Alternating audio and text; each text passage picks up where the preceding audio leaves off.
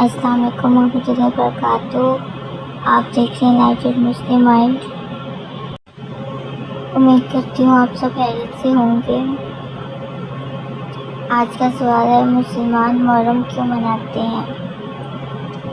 محرم اسلامی سال کا پہلا مہینہ ہے اور یہ 4 حرمت والے مہینے میں سے ایک ہے۔ اس مہینے میں نیک اعمال کی خاص اہمیت بیان کی گئی ہے۔ 10ویں محرم یعنی یوم عاشور ایک بابرکت دن ہے۔